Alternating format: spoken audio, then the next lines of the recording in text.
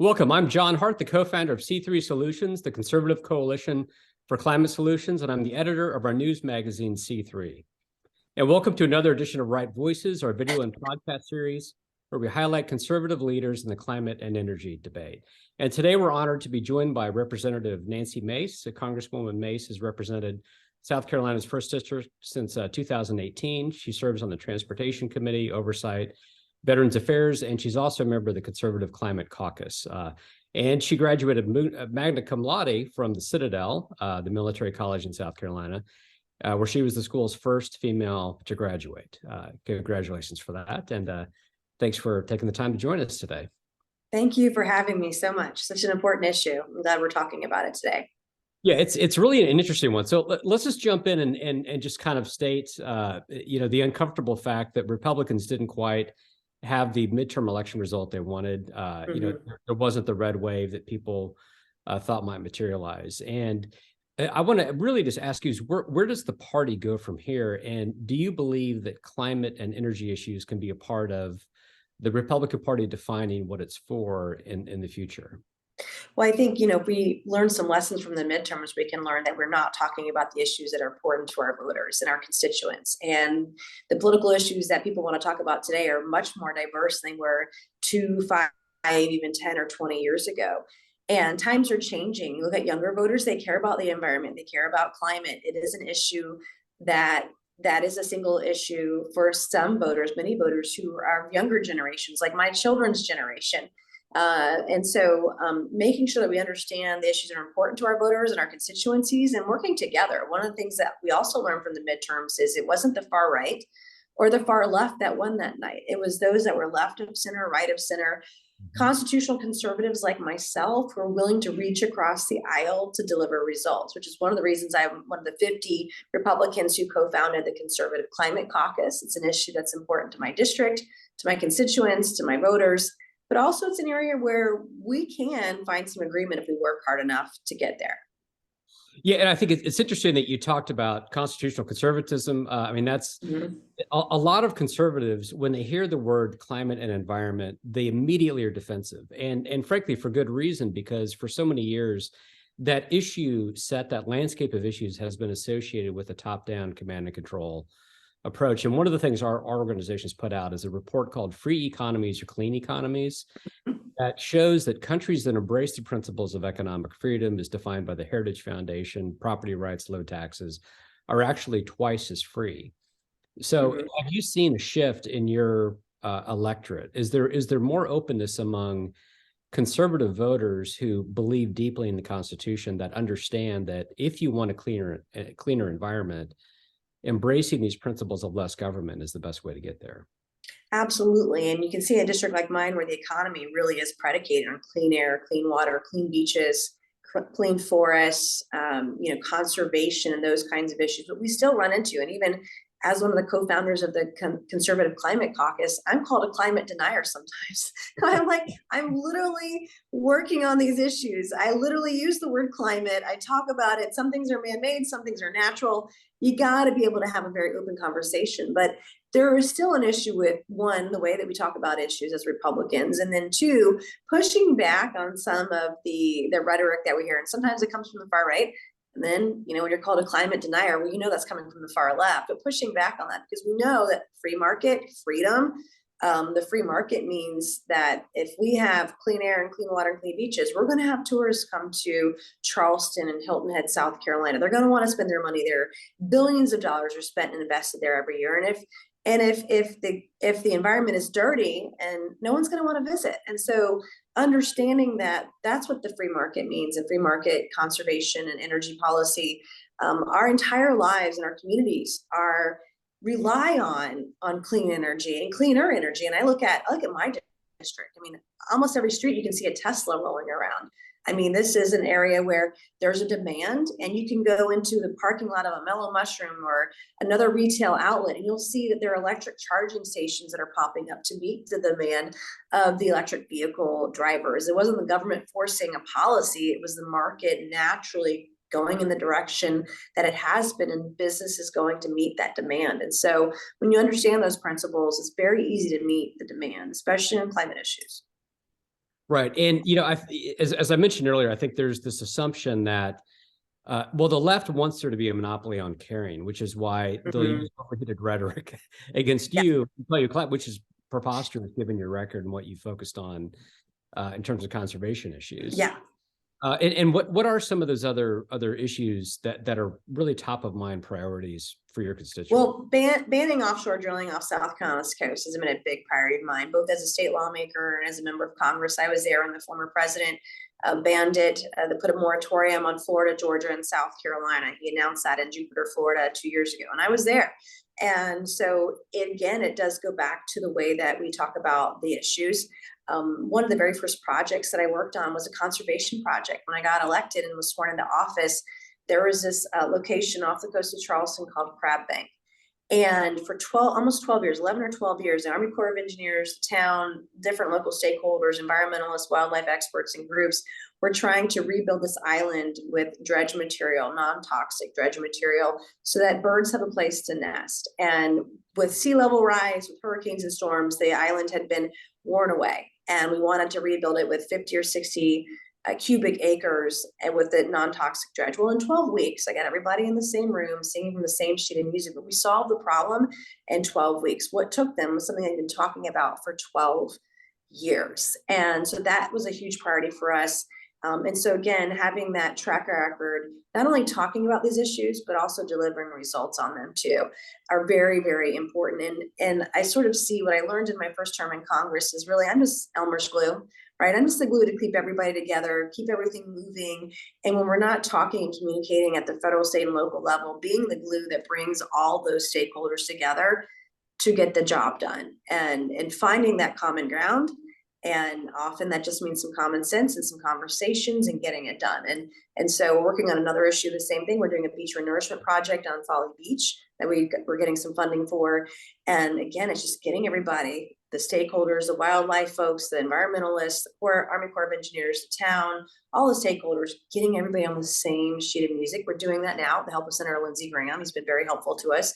And we're going to get the funding for that. We're going to do it. We're going to, save we're going to help the environment and help wildlife and have beautiful beaches. And that's really what it's all about at the end of the day, when your economy is predicated on the environment being great for tourism.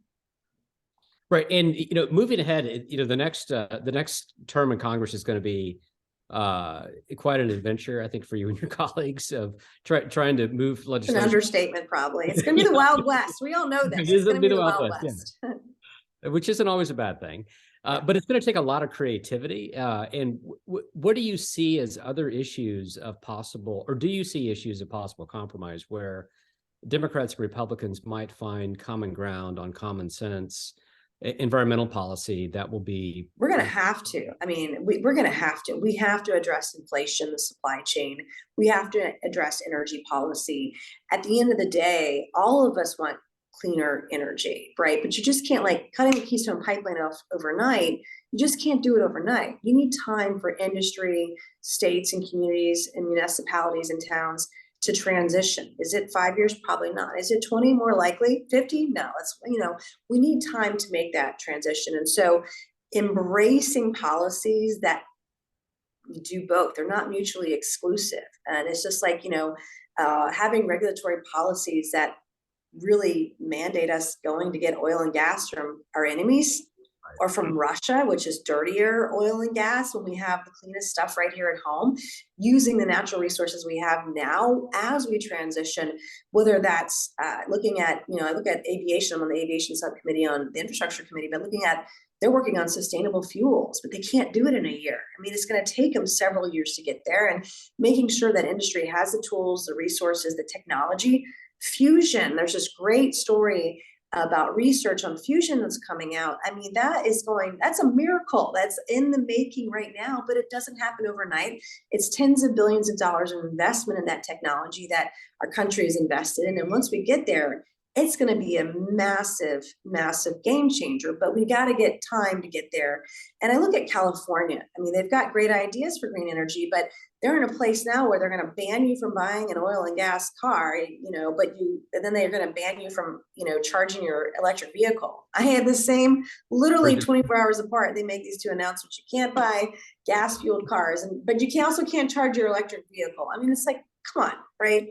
And just some common sense will get us a long way there to finding that common ground. And now, I mean, California, they're looking at nuclear. I mean, they're looking at either maintaining the nuclear they have or building more nuclear reactors because of the energy problems that they've created by going too green too fast and not giving time to transition everyone to those systems in a period of time that's acceptable. Yeah, it's funny. The left loves to use the term climate denier, but often they talk about denying the science, but oftentimes the left denies the math, denies the economics. Yeah, and I think more policy dynamics. So, I'm curious: is there a bit of an awakening, even quietly or privately, if you can share, just among some of your more centrist or center left colleagues when they look at the horror of what's happened in Ukraine, where Russia was incentivized to invade, in part, not solely, but in part because of Europe's energy policies that went green too far too fast. In other words, Europe outsourced its emissions to Russia. Putin laughed and then invaded Ukraine. And California's repeated some of that same failed logic. The Green New Deal is that on steroids. Is there any realization among your colleagues that is an incoherent energy strategy that's not good for the environment?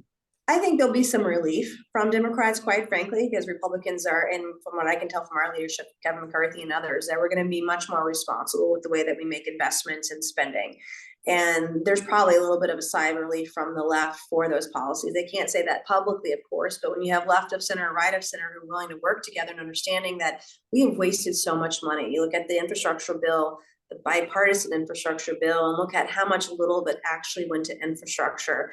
My state of South Carolina, we cheered when the mainstream media cheered when I got announced we're going to get $6 billion over 5 years, and it was great. And then you come to find out 6 months later that $5 of that $6 billion is really baseline spending they were already going to get anyway, and we're only going to get an extra $1 billion. I could spend $1 billion 5 times over on 5 different bridges in my district tomorrow, and I wouldn't even blink an eye, wouldn't even bat an eye. And so most of that, the bulk of that is going to Green New Deal, and they're going to set up the federal government to compete with private businesses, setting up EV. I keep picking on EV stations. I don't mean to do that, but that's an example where the federal government is trying to compete with the private sector, and the private sector is doing a good enough job as it is putting up electric charging stations. I see it in my state of South Carolina. They're popping up everywhere because the private market is trying to meet the demand of those that have those needs and have electric vehicles. And so when they see the lack of investment in traditional energy policy,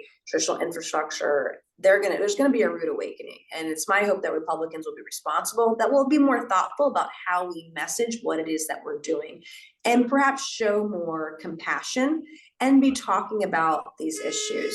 You can't just say drill, baby, drill. That is not where the majority of people are. But talk about it in a compassionate way without attacking each other, without attacking the other side. That's what's going to be most important, is bringing that temperature down, showing that we care, showing people that we care, and showing them the policies of what this can look like in the future in a very nonpartisan way. Right.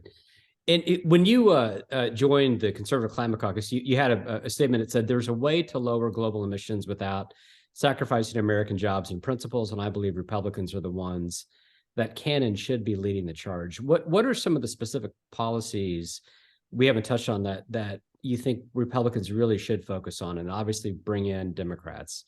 Would permitting reform be one? Nuclear? NEPA. I mean, I think NEPA, permitting reform needs to be a place. Fusion technology, doubling down on our investments there. That is the future. That is a place where everyone understands the beauty of that technology, where it's going, and the miracles that can happen with energy policy.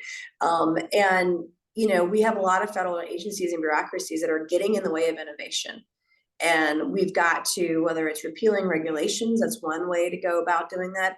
Looking at NEPA reforms, but making investments in places, Hydroelectric power is another one that is very promising that I think you can get people on. When Ro Khanna and I, we did a bill when Russia invaded Ukraine to ban the imports of Russian oil and gas. And when we did that, the uniqueness of everyone did a bill, right, to do that.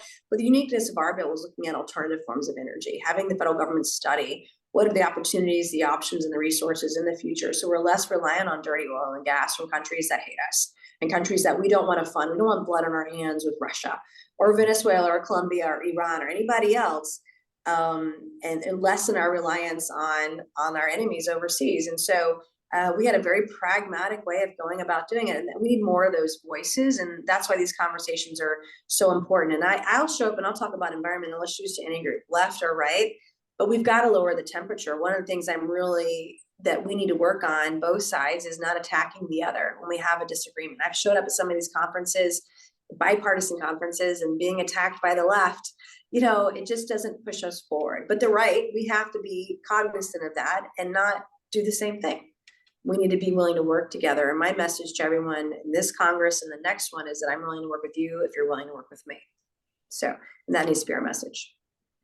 Yeah, and I think there's, again, it goes back to a lot of how the issue's been so politicized since Al Gore made it a lefty issue.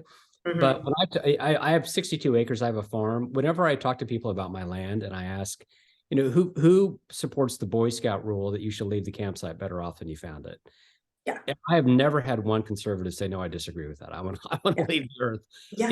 It's very much as a part of our DNA, but I think finding those just common sense points of connection are important, where it's not a left or right issue. It's a common sense issue. Yeah.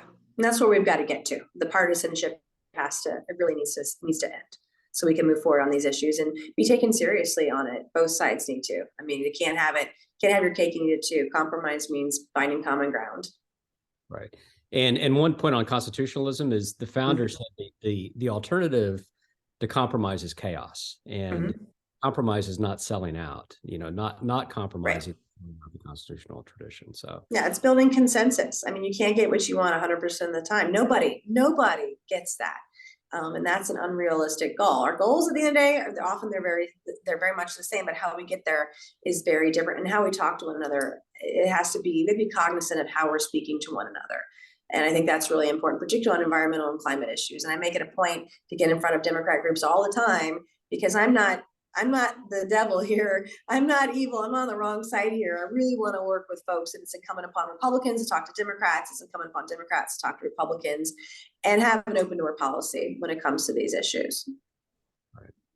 Well, Congresswoman, thank you so much for taking the time, and we'll follow this closely and forward to continuing the discussion next Congress. And you're always welcome to come on and give us updates on the status of these difficult conversations and compromises. But I just commend you for your leadership and come on at any time. Super. All right. Thank you so much. Right. Thanks. This has been John Hart with C3 Solutions and Right